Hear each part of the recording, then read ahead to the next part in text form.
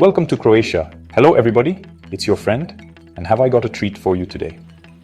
We're about to embark on an incredible journey in my new video, Top Things to Do and See in Croatia. Look at this place. It's like a dream you don't want to wake up from. The sun is shining, the water is sparkling, and the smell of delicious food is already calling my name. I mean, come on, how can you not be happy here? Everywhere I look, I see smiling faces, people laughing and just soaking in the pure joy of being in one of the most beautiful places on earth. From ancient cities to stunning coastlines, Croatia is packed with unforgettable experiences. We're going to walk through history, swim in the clearest water you've ever seen, and of course, we're going to eat. Oh, are we going to eat? I've already heard whispers of fresh seafood, amazing olive oil, and wine that tastes like sunshine in a glass. My stomach is already doing a happy dance. This isn't just a trip. It's an adventure for the senses, a feast for the soul, and I'm so excited to share every single moment with you, my wonderful friends. So buckle up, because this is going to be a whirlwind of fun, food, and fantastic sights. If you're ready for an adventure and maybe a little bit hungry, do me a huge favor and hit that like button right now. And if you haven't already, please subscribe to the channel and ring that notification bell so you don't miss any of our future travels. It means the world to me, and it helps me keep bringing these amazing places to you. All right, are you ready? Let's go discover Croatia together. Our first stop, and what a stop it is the magnificent city of Dubrovnik. They call it the Pearl of the Adriatic, and friends, they are not kidding. The moment you step through the pile gate into the old town, it's like you've been transported back in time. The limestone streets are polished so smooth from centuries of footsteps that they shine like marble. It's a living, breathing museum. But it's not stuffy or quiet. It's buzzing with life, with music, with the chatter of cafes, and the wonderful aroma of food cooking. It's absolutely intoxicating. You can't come here and not walk the city walls. I mean, you just can't. It's a bit of a climb, I won't lie, my legs were talking to me a little bit. But the view, oh, the view is your reward. You see the whole city laid out before you, this sea of terracotta roofs against the brilliant blue of the Adriatic Sea. It's one of those moments where you just have to stop and say, wow. You can see the little alleyways, the hidden courtyards, the laundry hanging between buildings. It's a snapshot of real life inside a fairy tale setting. And for my fellow nerds out there, you might recognize some of these spots. That's right, this is King's Landing. So much of Game of Thrones was filmed right here. Walking down the Jesuit staircase, you can almost hear Cersei's walk of shame. I had to stop myself from yelling, shame, shame, a few times. It's incredible to see these iconic locations in person, to stand where dragons once flew, metaphorically speaking, of course. I haven't seen any dragons yet, but I'm keeping my eyes peeled, just in case. The heart of the old town is the Stradon, the main street. It's wide and beautiful, and it's the perfect place for a little people watching. I found a lovely little spot, grabbed a coffee. The coffee here is fantastic, by the way, and just watched the world go by. You see families on vacation, couples holding hands, locals running their errands. There's this wonderful energy, this mix of history and modern life all happening at once. It's a place that feels both grand and incredibly intimate. Of course, I had to find something to eat. I stumbled upon a tiny little konoba, a traditional tavern tucked away in a side street. They served me this incredible black risotto made with cuttlefish ink. It looked a little scary, I'll admit, but the flavor, oh my goodness, it was rich and briny and tasted of the sea. I made a new friend in the owner who told me it was his grandmother's recipe. That's what I love. Food that tells a story. Food that connects you to people. You have to explore the little side streets. Just get lost. That's my advice. Put the map away and just wander. Every corner you turn reveals something new. A hidden chapel, a beautiful fountain, a cat sleeping on a warm stone step. It's in these quiet moments, away from the main crowds, that you really feel the soul of Dubrovnik. It's a city that invites you to be curious, to explore, and to fall in love with its charm. Before we leave, one last look from the walls as the sun begins to set. The way the light hits the stone and the sea, it's pure magic. Dubrovnik, you are everything they say you are and more. You've completely captured my heart. But our Croatian adventure is just beginning, and I have a feeling there are many more wow moments to come. On to the next stop. All right, friends, we've arrived in Split, and this place is something else entirely. If Dubrovnik is a perfectly preserved jewel box, Split is a living, breathing palace, where history isn't just something you look at, it's something you are a part of. The heart of the city is Diocletian's palace, and it's not a museum behind ropes, it's the city itself. People live here, there are shops, restaurants, and bars built right into the ancient Roman walls. It's absolutely wild. I'm standing in the peristyle, the central court of the palace. Look at this. Roman columns towering over me, a genuine Egyptian sphinx that's over 3,500 years old just sitting here. And people are just casually sipping their espressos on the steps. It's this incredible fusion of the ancient and the everyday. You can literally touch walls that were built in the 4th century. I keep having to pinch myself to make sure this is real. It's like the whole city is a giant interactive history lesson, and I am the most enthusiastic student. Let's go down into the substructures, the palace cellars. It's cool and atmospheric down here. And again, Game of Thrones fans, this is where Daenerys kept her dragons. It's so well preserved because for centuries it was just a dumping ground for the city above. Thank goodness for garbage, right?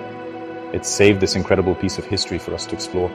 Walking through these cavernous halls, you can feel the weight of centuries all around you. It's spooky and awe-inspiring all at once. Back up in the sunlight, we have to talk about the Riva, the waterfront promenade. This is the living room of Split. It's lined with palm trees and bustling with cafes. Everybody comes here to stroll, to meet friends, to see and be seen.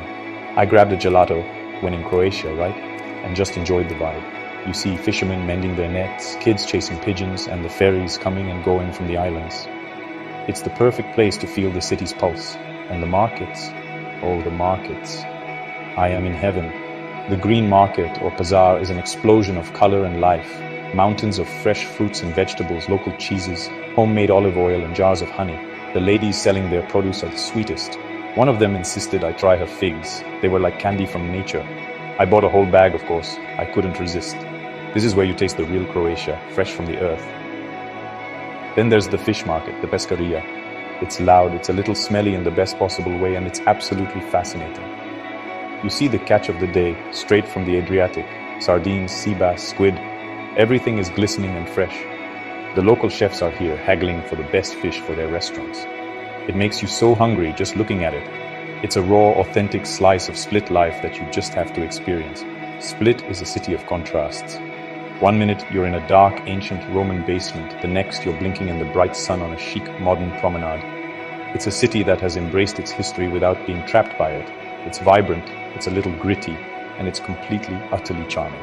I feel like I could spend weeks here just peeling back its layers. But the journey calls, and our next stop promises a different kind of natural wonder. Okay, deep breath. Everybody just take a deep breath with me. We've left the city behind, and we've entered a paradise. This is Plitvice Lakes National Park, and I'm not sure my camera can even do it justice. It's one of the most stunning places I've ever seen in my entire life. We're talking about a series of 16 terraced lakes, all connected by these incredible waterfalls. And the water, the color of the water is unreal. It's this shifting kaleidoscope of turquoise, emerald, and sapphire blue. We're walking on these wooden boardwalks that crisscross right over the water. You're so close to it, you can feel the mist from the waterfalls on your face. You can see the fish swimming in the crystal clear water below your feet. It's a completely immersive experience. It feels like you're walking through a painting, a masterpiece created by Mother Nature herself. And the sound. It's this constant, soothing symphony of rushing water. It's better than any meditation app, I promise you. The park is huge, divided into the upper and lower lakes, and each has its own unique character. The upper lakes are surrounded by dense forest, and the waterfalls are more spread out, creating these magical, serene pools. It feels wild and untouched. Then you take a quiet electric boat ride across Lake Kozjak, the largest lake, to get to the lower lakes. The boat ride itself is just breathtaking, gliding silently across this impossibly blue water. The lower lakes are where you find the big drama. This is home to Veliki Slap, the great waterfall, which is the tallest waterfall in all of Croatia. It thunders down into this canyon, and the power of it is just incredible. You stand there looking up at this massive curtain of water, and you just feel so small in the best possible way. It's a moment of pure, unadulterated awe. I could have stood there for hours just watching it. What's amazing is how they've preserved this place. You can't swim in the lakes, and that's a good thing. It protects this delicate ecosystem, this natural process of travertine formation that creates the dams and the waterfalls. It's a UNESCO World Heritage Site for a reason. It's a reminder of how precious our natural world is and how important it is to protect it. It's a living, growing, changing work of art. I found the perfect little spot for a picnic. I still had some of that amazing cheese and bread from the market in Split. To sit there surrounded by this unbelievable beauty, eating simple, delicious food, that's happiness, my friends. That is pure, simple happiness. It's a moment of peace and gratitude. It recharges your soul. It's a reminder to slow down and just appreciate the wonder of the world around us. Leaving Plitvice is hard. It's a place that stays with you, a memory that you'll carry in your heart forever. The colors, the sounds, the feeling of being so close to nature in its purest form. It's a must-see. It's not just a highlight of Croatia, it's a highlight of the planet. But our journey must continue, and next, we're heading to the capital city for a taste of urban Croatian life. From the natural wonders of Plitvice, we now find ourselves in the heart of Croatia, the capital city of Zagreb. And what a charming, delightful city it is. It doesn't have the immediate coastal drama of Dubrovnik or Split, but it has a character all its own. It's elegant, it's cultured, and it's wonderfully livable. It's a city that unfolds itself to you, revealing its secrets one cobblestone street at a time. It feels like a classic Central European capital with a warm, welcoming Croatian heart. The city is neatly divided into the upper town, or Gornji Grad, and the lower town, known as Donji Grad. We'll start in the upper town, the historic core of Zagreb. It's a maze of romantic, gaslit streets, quiet courtyards, and beautiful architecture. The star of the show up here is St. Mark's Church, with its incredible, colorful tiled roof depicting the coats of arms of Croatia, Dalmatia, Slavonia, and the city of Zagreb. It's so unique and beautiful, like something out of a storybook. I love the little details up here. The Lotorskak Tower, where they fire a cannon every day at noon. It made me jump out of my skin, but all the locals just check their watches. It's a tradition that's been going on for over 100 years. And then there's the funicular, one of the shortest in the world, connecting the upper and lower towns. It's a charming, rickety little ride that saves your legs a bit of a climb. It's these little quirks that give Zagreb so much personality. Now let's head to the lower town. This is where you feel the grand Austro-Hungarian influence. It's a grid of wide avenues, beautiful parks, and magnificent buildings housing museums and theaters. It's perfect for strolling. I spent a whole afternoon just wandering through the Green Horseshoe, a series of connected parks and squares. It's the lungs of the city, a place where people come to relax, read a book, or walk their dogs. It's just lovely. Zagreb is a city of museums, and there's one you absolutely cannot miss, the Museum of Broken Relationships. I know it sounds sad, but trust me, it's one of the most fascinating and moving museums I've ever been to. It's a collection of objects, each with a story about a relationship that ended. Some are funny, some are heartbreaking, but all of them are so incredibly human. It's a beautiful, poignant celebration of love and loss, a must-see. And the food scene. Zagreb is buzzing. We have to talk about strukli. It's this amazing dish of dough filled with cottage cheese, and it can be boiled or baked, sweet or savory. I went to a place that specializes in it, La Struk, and I tried a baked one with cheese and a sweet one with truffles and honey. Oh my goodness. It's comfort food at its absolute finest. Warm, gooey, and unbelievably delicious. I could eat this every single day. What I love most about Zagreb is the Tkalčićeva Street. It's this long, winding street lined with colorful buildings, and every single one seems to be a cafe, a bar, or a restaurant. The whole street is just one big outdoor living room. At night, it comes alive with people talking, laughing, and enjoying life. I found a great little craft beer bar, sat outside and just soaked it all in. This is the soul of Zagreb right here, vibrant, social, and full of joy. Friends, we have officially hit the Dalmatian coast jackpot. Welcome to Hvar, an island that is pure glamour and sunshine. They say it's the sunniest spot in all of Croatia, and honestly, I believe it.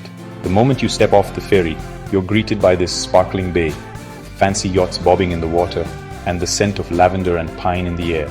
It's a place that just makes you feel good. It's sophisticated, it's beautiful, and it's ready for fun. The main hub is Hvar town, and it is gorgeous. The centerpiece is St. Stephen's Square, one of the largest and most beautiful old squares in all of Croatia. It opens up right onto the harbor, and it's surrounded by stunning Venetian-era buildings, including the magnificent St. Stephen's Cathedral. It's the perfect place to start your exploration, grab a coffee, and just get your bearings in this beautiful town. The energy here is just electric. You can't miss the hike up to the Fortica, the Spanish fortress that looms over the town. Yes, it's another climb. My legs are getting a real Croatian workout on this trip, but let me tell you, every single step is worth it. The view from the top is one for the Travel Hall of Fame. You see all of Hvar town, the terracotta roofs, the bustling harbor, and then the incredible Pakleni Islands, scattered across the turquoise sea. It's a postcard that you get to live in for a moment. But Hvar isn't just about the glitz and the views. It's an island of incredible natural beauty. I rented a little scooter, the best way to explore, I think, and just took off. You drive through these incredible fields of lavender, through ancient olive groves and past vineyards that cling to the hillsides. The interior of the island is so peaceful and rustic. It's a completely different world from the buzzing energy of Hvar town. And the beaches, oh the beaches. Hvar is famous for them. But don't expect long sandy stretches everywhere. Many of the best spots are beautiful pebble coves with the clearest water you've ever seen. I found a little secluded bay, parked my scooter and just jumped in. The water was so refreshing, so clear, it felt like swimming in liquid crystal. It's that perfect, simple pleasure of a day spent by the sea. Of course, Hvar is also famous for its nightlife. As the sun sets, the chic waterfront bars and clubs start to come alive. It's a place where you can sip a fancy cocktail and watch the beautiful people go by. It's got a very glamorous, see-and-be-seen vibe. Even if you're not a big partier, it's fun to just experience the atmosphere for a little while, to feel that celebratory buzz in the air. For me, the perfect Hvar day ends with a simple dinner at a family-run konoba in one of the smaller, quieter villages on the island. I had some grilled fish that was caught that morning, drizzled with local olive oil and a glass of the local white wine, posip. It was simple, it was fresh, and it was absolutely perfect. Hvar has this amazing ability to be both glamorous and completely down to earth at the same time. What an island.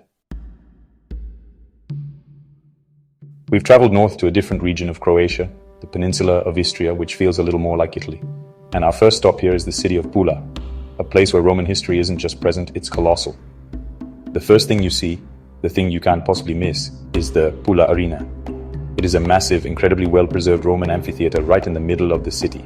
It's the 6th largest in the world, and it is honestly breathtaking. Walking into the arena is a powerful experience. You stand in the center, where gladiators once fought, and you look up at the towering stone arches. You can almost hear the roar of the crowd from 2,000 years ago. It's so complete, you can walk through the underground passages where the animals and fighters were kept. It's one of the most impressive Roman ruins I have ever seen, right up there with the Colosseum in Rome. And they still use it today for concerts and film festivals. How cool is that? But Pula's Roman treasures don't stop there. The whole city is like an archaeological park. You're just walking down the street, and boom, there's the Temple of Augustus in the old Roman Forum. It's this beautiful, delicate temple that has survived wars, religions, and time itself. Right next to it is the old city hall, built in the 13th century. It's this incredible layering of history, all in one square. Then you have the Arch of the Sergii, a triumphal arch that was built into the old city gate. You just walk right through it to go shopping. It's this casual interaction with monumental history that makes Pula so special. It's not roped off, it's part of the fabric of daily life. I love that. It shows a city that is proud of its past, but not defined by it. It's a working, living city with an ancient Roman heart. The Istrian Peninsula is also famous for its food. It's a foodie's paradise, known for truffles, olive oil, and wine. I had to find a restaurant that served some local specialties. I found a great spot and had a pasta dish with fresh black truffles. The aroma alone was intoxicating. The waiter shaved the truffles right onto my pasta at the table. It felt so decadent and was unbelievably delicious. That earthy, pungent flavor is something you never forget. Beyond the city, the coastline around Pula is rugged and beautiful. We explored Cape Kamenjak, a protected nature park at the very southern tip of Istria. It's a wild landscape of dusty roads, hidden coves, and dramatic cliffs. People come here for cliff jumping, kayaking, and just finding a quiet spot to swim away from the crowds. We found a quirky safari bar hidden in the reeds for a cool drink. It was the perfect rustic end to an adventurous day. Pula is a fascinating blend of industrial port city, historical treasure trove, and gateway to natural beauty. It has a bit of a gritty edge to it, which I find really interesting. It's not as polished as some of the other coastal towns, but it feels incredibly real and authentic. To stand in a 2,000-year-old amphitheater in the morning and be swimming in a wild coastal park in the afternoon, that's the magic of Pula. For our final stop, we've come to another jewel of an island, the enchanting Korčula. If Hvar is the glamorous partygoer, Korčula is its sophisticated, mysterious older sibling. It's an island of dense forests, secluded vineyards, and one of the most perfectly preserved medieval towns in the entire Mediterranean. It's a place that feels steeped in legend and history, and it's absolutely captivating. The heart of the island is Korčula town, a stunning fortified city that juts out into the sea on a small peninsula. They call it Little Dubrovnik, and you can see why, with its stone walls and terracotta roofs. But it has its own unique design. The streets were laid out in a herringbone pattern to protect the town from the cold winter winds and to capture the cool summer breezes. How smart is that? It's genius medieval air conditioning. Wandering through the narrow stone-paved alleyways of the old town is like stepping into a fairy tale. It's so compact and charming. Every turn reveals a new detail. A carved coat of arms above a doorway, a hidden courtyard filled with flowers, a tiny chapel. The main landmark is the beautiful St. Mark's Cathedral, a masterpiece of Gothic Renaissance architecture. The craftsmanship is just exquisite. Now, for the big claim to fame. Korčula is said to be the birthplace of the famous explorer, Marco Polo. You can even visit the house where he was supposedly born. Is it true? Who knows for sure, but it's a wonderful story. And it adds to the romantic, adventurous spirit of the island. I visited the house, and standing there, looking out the window towards the sea, you can easily imagine a young boy dreaming of faraway lands. Beyond the town, Korčula is a green paradise. The island is known for its incredible white wines, particularly Posip and Gurk, which are grown right here. I couldn't leave without visiting a winery. I found a small family-run place where the owner, a lovely man named Ivan, walked me through the vineyards and let me taste the wine straight from the barrel. To sit on his terrace, sipping crisp, local wine and eating cheese from the island. It was a perfect Croatian moment. Another unique tradition here is the Moreska sword dance. It's this elaborate, dramatic dance that depicts a battle between a white king and a black king over a princess. It's been performed here for centuries. The clashing of the swords, the traditional costumes, the passionate music, it's a powerful and exciting cultural spectacle. It's a living piece of the island's history, and it was incredible to witness. Korčula feels like a perfect summary of everything we've loved about Croatia. It has the stunning coastline, the incredible history, the delicious food and wine, and that warm, welcoming spirit. It's a place that invites you to slow down, to savor the moment, and to appreciate the simple, beautiful things in life. What a perfect place to end our incredible journey. Well, friends, that's a wrap on our amazing adventure through Croatia. From the ancient walls of Dubrovnik to the stunning waterfalls of Plitvice, from the Roman ruins in Pula to the sunny shores of Hvar and Korčula, this country has completely stolen my heart. What a journey it's been. We've walked through history, we've been stunned by nature, and oh, have we eaten well. The food, the people, the scenery, it's a combination that is just unbeatable. I'm leaving with a full belly, a happy heart, and a camera full of beautiful memories. Croatia is a country that you don't just see, you feel it. You feel the history and the stones beneath your feet. You feel the warmth of the sun on your skin. And most importantly, you feel the incredible warmth and hospitality of its people. Every person I met, every meal I ate, every view I saw has become a part of my story, and I'm so grateful that I got to share it all with you.